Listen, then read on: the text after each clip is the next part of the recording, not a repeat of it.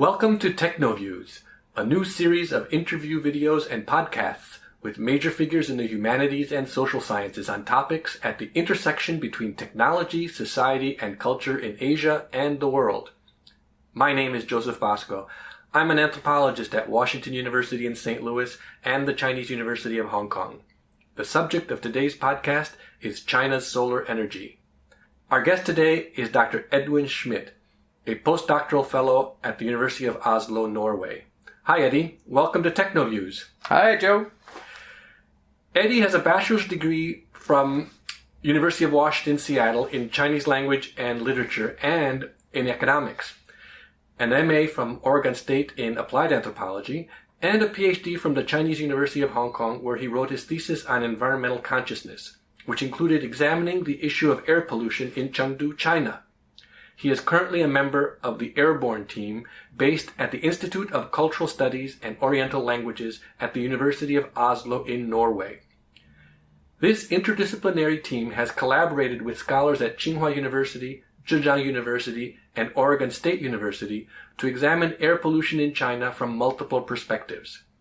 Eddie's postdoctoral research has primarily focused on the historical role of energy institutions in China and what that means for air pollution. So, Eddie, please tell us a bit about the research project you're working on. So, when I was doing my dissertation work, certainly air pollution was a big topic in Chengdu at that time.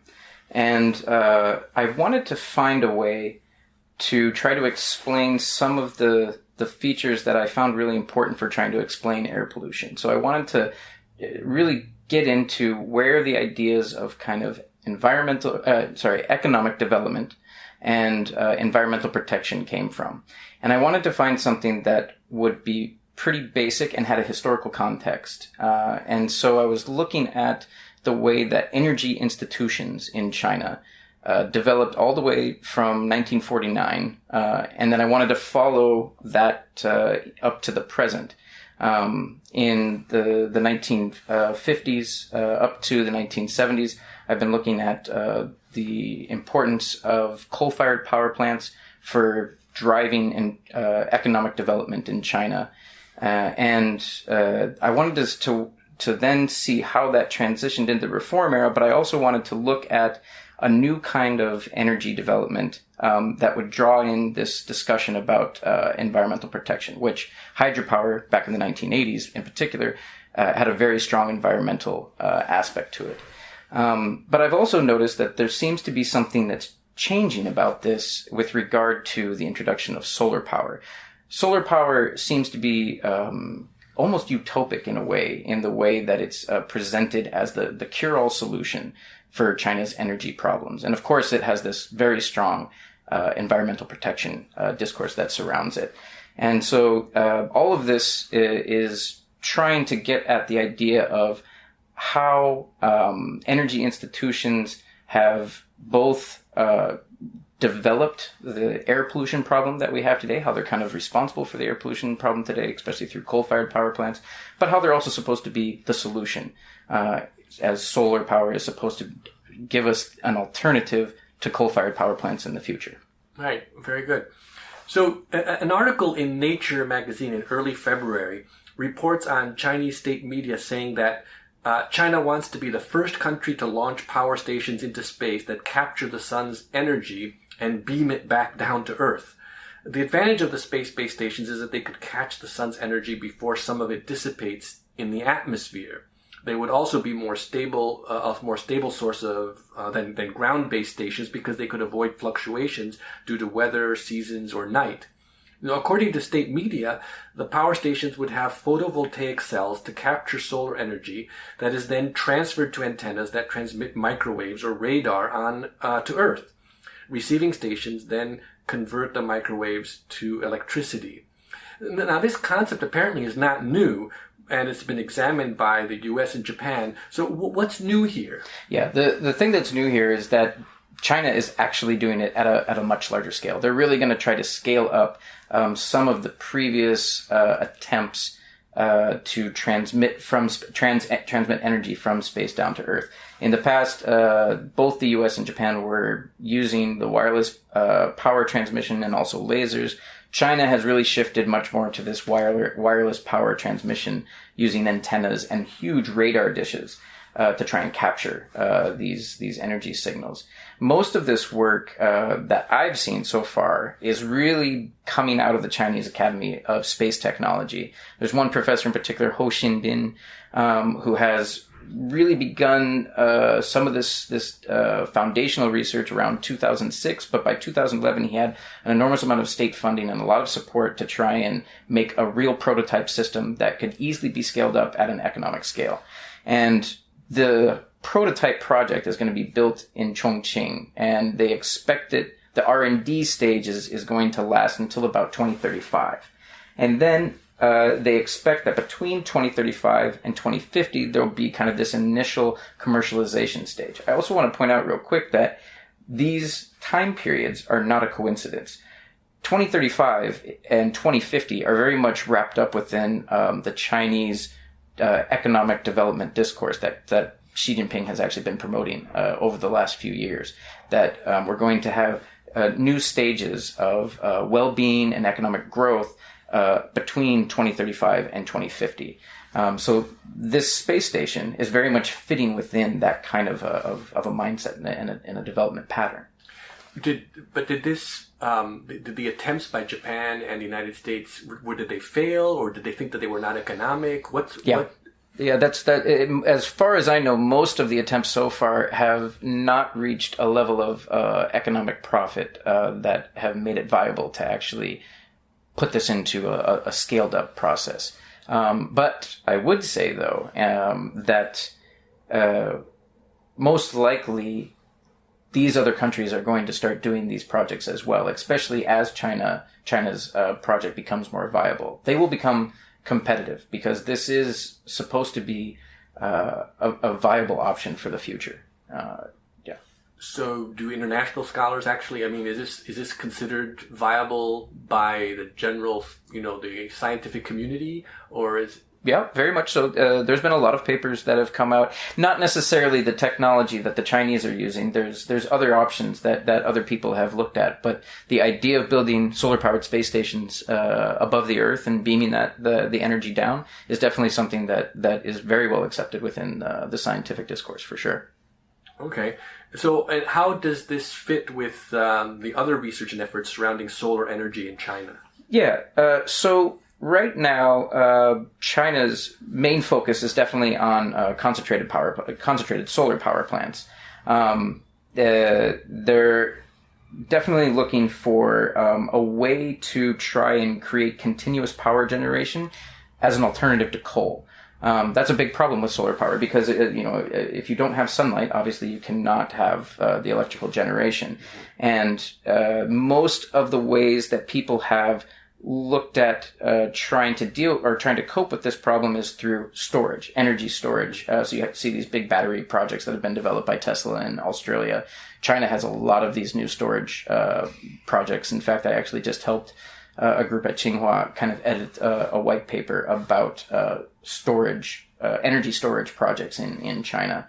Another point that I think is important to realize is that these kinds of mega projects are supposed to help China resolve its climate goals. They've definitely made climate a large part of their economic development policy focus. But I think one key thing to note is that at least the literature that I've looked at, all of these power plants have to be able to generate, these space power plants have to be able to generate at least 2 gigawatts of power to an individual antenna, so to an array on the ground. So it is a risky venture, but I think they believe that the payoff will be big enough as long as they can reach that 2 gigawatt amount. And then I think the reason that they find it so interesting goes back to this issue that you were bringing up about Japan and U.S. They see themselves as being able to be the first provider of a new global source of energy. So they want to be able to set platforms up all around the world. They want to be, the next GE in a sense, and sending, the solar power back down to Earth, and they want to be able to do it faster and more, more competitive than the United States or Japan. So another goal that China has is to try and move to 15% non-fossil fuels by 2020, and then 20% by 2030. And that one of the parts of that goal is one aspect of that goal is to use both concentrated solar farms and then distributed solar. So concentrated solar farms we just talked about, they're usually quite large, and most of them are based in Qinghai, Xinjiang, Neimenggu in certain instances, but they're primarily out in the west. Distributed solar is quite literally a small solar power project. In fact, they're not supposed to be any bigger than about 6 megawatts in size. And the whole idea is that they're consumed by the power that's generated from these projects is actually consumed by the end users, but then whatever's left over from the generation is sold to the grid at a somewhat of a market-based price. The problem with this is that you have to use something called a smart grid technology in order to do this, because the market prices have to fluctuate to a certain degree. So you have to use a certain kind of autonomous technology that can get the power onto the grid at the right time to make sure that it doesn't overload the grid. And then it also needs to be able to calculate appropriately the amount of power or the amount of reimbursement that you should be given for the amount of power that you sell to the grid at the market price on that day. It's actually quite a pretty difficult technology to develop, but China has gotten very good at that. There's actually a lot of smart grid technology that is definitely first rate around the world. So this is a technology, though, that is very difficult to do if you don't have an open market for energy buying and selling. You mean a free market? That's right. Essentially, you need to have a freer market than what they have now, because right now it's heavily subsidized, it's heavily controlled through quotas, and so that means that that's going to have a major impact actually on the way that markets and regulation develop in China over the near future. So that's something that I think we should keep an eye out for. I've read that China has built these giant solar farms.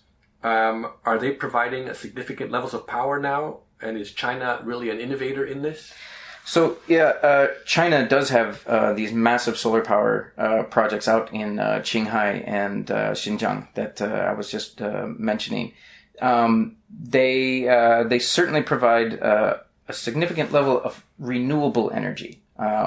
So right now, the IEA in about 2016 was mentioning. What's the IEA? Sorry, the International Energy Agency. Mm-hmm. Yeah, they in 2016 recorded China as producing about 75 gigawatts of solar photovoltaic power. That's a drop in the bucket when you look at the overall electrical generation. Because coal is about 4 million gigawatts of electrical generation. Now, if we look at solar in terms of concentrated versus distributed solar power, concentrated, of course, these large power plants are, they soak up the largest amount. They're about 64% of all solar is generated at these large plants. But there's also about 36% that's generated through these small distributed solar power. Now, they are innovating in terms of ways to develop these distributed power plants. They've created a lot of innovative technologies in terms of these kind of small, cheap solar powered cells that you can kind of mount onto apartments. It's not to say that the United States or Japan or Europe isn't trying to innovate in this way as well. I would also say that actually, in terms of really new material science, I have a friend at the University of Washington who actually tells me that. In fact, actually, the U.S. is still driving most of the new material science for generating electricity through solar power. That China generally is using kind of older technologies silicon-based technologies that have kind of hit a plateau. And there's a certain energy efficiency level that they've pretty much maxed out. And so people are looking to two different directions. One is there any other material out there that can absorb sunlight, transfer it into electricity at a much higher rate than silicon? And then number two is there a material that's out there which is easily recyclable and or could be somewhat like a biofilm and could even be used as like a fertilizer source in the future. So, but a lot of that research is actually being done in the United States. There is some that's being done in China, but the projects that I know of are mainly in MIT and But this is still cutting edge experimental stuff, not practical. Absolutely. And in fact, I would say that most of the more economically viable research that's being done is probably being done in China at the moment. Yeah. Okay. So in many parts of China, like in Zhejiang, even in the early 2000s, it was common to see solar water heaters on top of ordinary farmers' homes. Mm-hmm. These were mechanical, what's known as evacuated tube water heaters, and they heated water for showers and bathing. They were not very expensive. I've read that China is number one in the world in water heating capacity, and in terms of the capacity per capita, China comes seventh with 213 kilowatt thermals per thousand people. Why have these become so common in China and not elsewhere in the world? Do you know, are they common throughout China, or is it something that's regional? Yeah, it's very regional. It's probably spread out a little bit more in recent years. They originally were quite popular in southwest China and North China, which makes sense because of the climate and the access to sunny days. Xichang, from my own experience, kind of an ethnographic anecdote, Xichang and Kunming were probably the types of cities where if you got up high enough and you could see rooftops, you would notice that every single apartment building in the city was pretty much covered with these kinds of solar water heaters. But I would also say that throughout China, it's more of a rural phenomenon. They were really quite popular with rural households. One of the things that's been fun to do with because this project that I've been doing is much more historical, I've actually been able to kind of trace the development of solar power. It obviously originated with kind of these water heaters, but also photovoltaics has also been kind of an interesting thing to look at how it was developing in China. And a lot of the science around solar water heaters was done in collaboration with rural communities in southwest China. And so the scientists, of course, were doing experiments in the countryside. It wasn't just stuff that was done in the laboratory. They were actually working with communities. Now, one thing I find interesting, I don't have any quantitative data to prove this, but I've talked to a couple of researchers in Norway who have done a lot of interesting work on distributed solar power, where they don't really have a good explanation for why a household would decide to take a risk and invest in distributed solar on their house. Of course, it's going to pay back, but actually the payback could take at least 5 years, maybe even longer, depending on how the subsidies adjust and things. So one of the things that I've kind of been putting out there as an idea is if rural households had a solar water heater in the past, they're probably more likely to be interested in switching to kind of distributed solar and having electricity generation at their house as well. They see the benefit of solar power because they've lived with it for a long time. Mm-hmm. Yeah. So they see that as similar technology, even though in a sense they're very different. That's right. I don't think that, they probably know that it's different, but because they have an understanding of the way that solar power works, they actually can see the benefit from it, and they really trust that it's going to bring them money in the end, because it saved them money. Right. Yeah. As you mentioned earlier, distributed solar power only contributes, a small percentage of the total energy supply for China. So what was important about distributed solar? Right. So, like we said, it was a drop in the bucket for solar overall, and even that, it's only 36% that actually is distributed solar power. But like I said, what's really interesting about this is that this technology requires smart grids, and that requires an open energy market. So that means that we're going to have to force solar if China decides to actually have an open market system, that the purpose of that is to allow solar to compete with coal, right? Mm-hmm. And I mean, in a way, that's essentially going to force the coal industry to face the music. What's it going to be like? What is a coal industry in China going to be like without the subsidies that helped prop it up since 1949, essentially? It might not be profitable. And that could be, in some ways, it's going to require a bit of a transition period, because there's also a lot of people who are working within the coal industry, and those people are not going to be able to easily transition into, say, the distributed solar panel industry. So this is a gradual transition, but I think that the fact that China is promoting distributed solar, which means that they're promoting an open energy market, means that this is the direction they want to go. And so that's why we need to be paying attention to it. It may take a while before it kind of explodes and comes to replace coal, but I think that we have to realize that these are institutional changes that are happening, and has a lot of major implications for the Chinese market system. The Chinese government has been accused of subsidizing solar panel manufacturers, and many argue that the subsidies are unsustainable. A press report said yesterday, last June, China surprised everyone by announcing that it would not issue any more approvals for any new solar power installations in 2018, and would also cut subsidies. Why is this happening now? Yeah, I'm not quite sure what this article is. It's quite interesting because, in fact, just last month, they had already announced guarantees for 25 gigawatts of solar power, another 10 to 15 gigawatts where companies would be competing for subsidies. That's something that's been common over the last few years. And then there's another 5 to 10 gigawatts that are guaranteed to support the rural poverty programs that Xi Jinping has been promoting over the last few years. Solar power has actually been somewhat of a boon in that regard. It's supposedly really helped some communities make money and get out of poverty. Although I think that it would be really beneficial for someone to do some interesting ethnographic work actually on those projects, if they'd be allowed to. On what specifically? What aspect of the project? Well, the energy companies like to kind of self-promote that they're building solar power panels on rural people's homes, and that's helping those communities pull themselves out of poverty.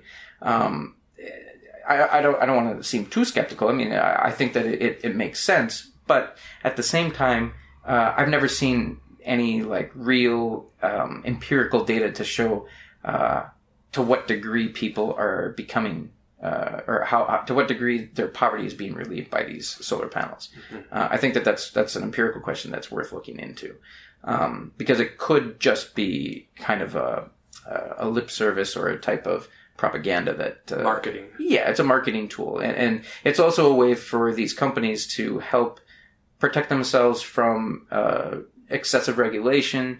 It makes it seem like they're being patriotic. It makes it seem that they're fulfilling the goals of the party, and I mean, it's a smart move on their part, I think. So at any rate, though, I think that what we're looking at is at least a total of 40 to 50 gigawatts of potentially subsidized, increasing number of solar panels for 2019 alone.